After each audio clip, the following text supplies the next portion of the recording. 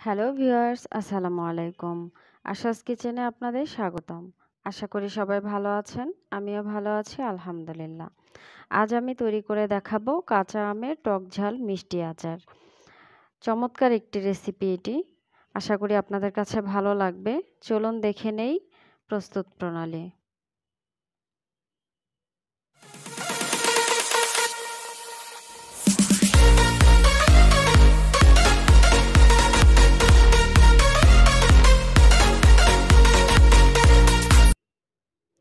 আমি এখানে অল্প কয়েকটি আম দেখিয়েছি, কিন্তু আমি আজকে তৈরি করব 2 কেজি আমের আচার। আমি আমগুলো আগেই কেটে রোদে শুকিয়ে নিয়েছি। এটা শুধু আপনাদেরকে দেখানোর সুবিধার্থে দেখাচ্ছি। তো এখানে আমি আটি চাপানো আম নিয়েছি। একদম আপনারা হয়তো আমার কাটার অবস্থা দেখে বুঝতে পারছেন আটিটা কতটা চেপেছে। একদমই আমার কাটতে কিন্তু খুব কষ্ট হচ্ছে। দেখুন, আটি চাপানো আম দিয়ে আচার তৈরি করলে সেই আচারটা আসলে অনেক ভালো হয়। আমি একটি আম কয়েক টুকরো করে নিচ্ছি। লম্বালম্বিভাবে আমি একটি আম 8 টুকরো করে নিব। এরপর চাইলে আপনারা এর মাঝ দিয়ে কেটে আরও 2 টুকরো করে নিতে পারেন। সাইজটা আসলে আপনাদের পছন্দ অনুযায়ী নেবেন। তো আমগুলো কাটা হয়ে গিয়েছে। এখন আমি পানি দিয়ে ভালোভাবে আমগুলো কষলে কষলে ধুয়ে নিব।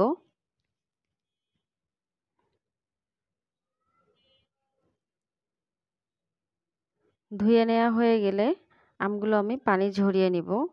এরপর দিব লবণ 1 চামচ, দিব হলুদ গুঁড়ো 1/2 চামচ, দিব মরিচ গুঁড়ো 1/2 চামচ। আসলে এখানে হলুদ, লবণ, মরিচের গুঁড়োগুলো হচ্ছে আপনার আম অনুযায়ী আপনি কতটুকু আম ব্যবহার করবেন তার উপর ডিপেন্ড করবে মশলার পরিমাণটা। তো আমার মাখানো হয়ে গিয়েছে। এখন আমি একটি স্টিলের প্লেটে দিয়ে রোদে শুকোতে দিব।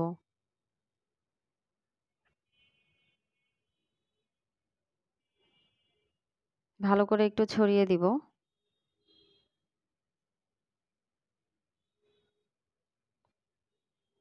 তো এই যে দেখতে পাচ্ছেন আমি এখানে আসলে কতগুলো আম নিয়েছি।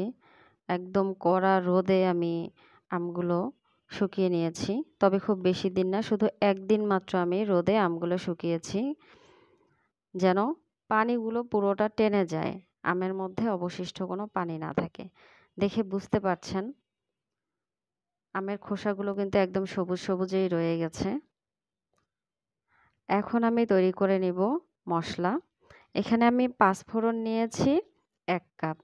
আমি একটু বেশি করে তৈরি করেছি কারণ আমি আরও আচার তৈরি করব, তখন আমার লাগবে। আপনারা আপনাদের চাহিদা অনুযায়ী তৈরি করে নেবেন।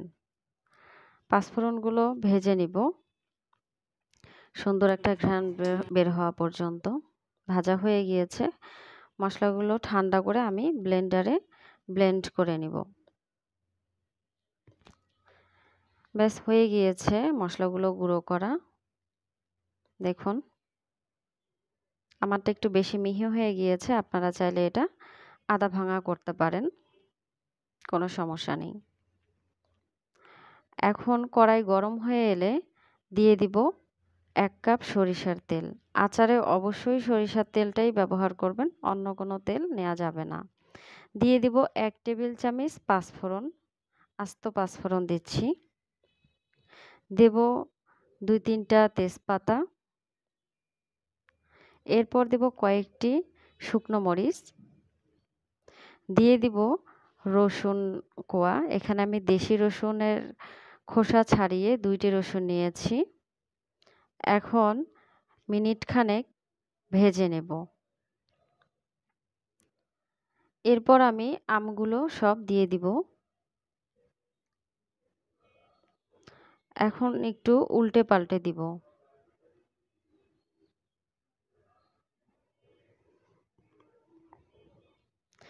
এরপর দেব লবণ, আমরা কিন্তু রোদে শুকানোর সময় লবণ অলরেডি দিয়েছিলাম, তো সেই অনুযায়ী দিতে হবে।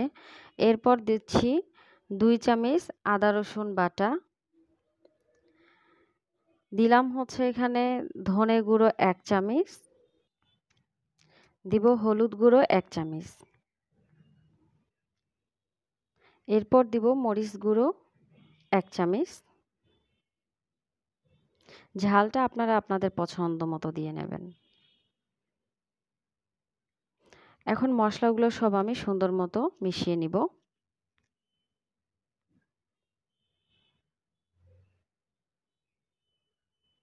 মেশানো হয়ে গিয়েছে। এরপর আমি দিব সর্ষে বাটা 2 টেবিল চামচের মতো।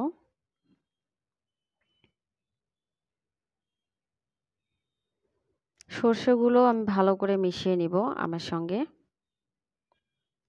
যেন সবগুলোর সঙ্গে লেগে যায় এমনভাবে মিশিয়ে নিব।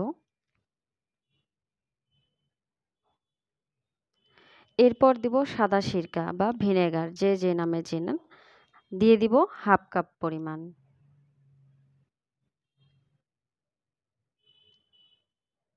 আবারও একটু নেড়ে দিচ্ছি।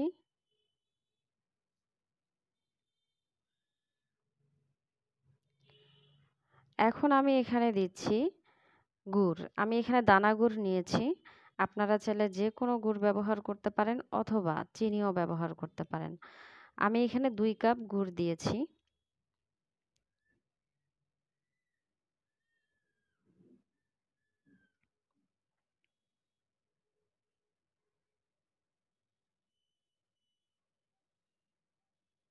এখন গুড়গুলো ভালো করে মিশিয়ে নিব।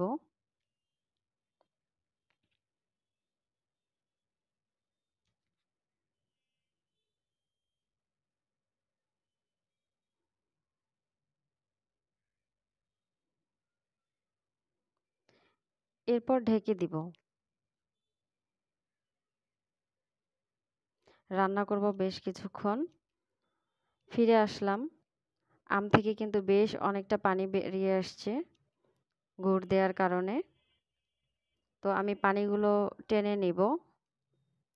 দেখুন নাড়তে নাড়তে পানিগুলো অনেকটা টেনে গিয়েছে।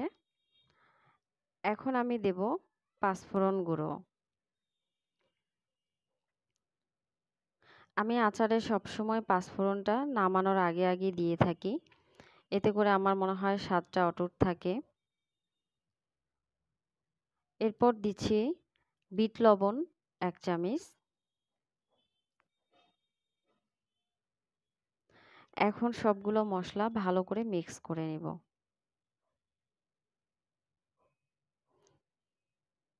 খুব সুন্দর একটা অ্যারোমা বেরিয়েছে। একদম যেন জিভে পানি চলে আসছে।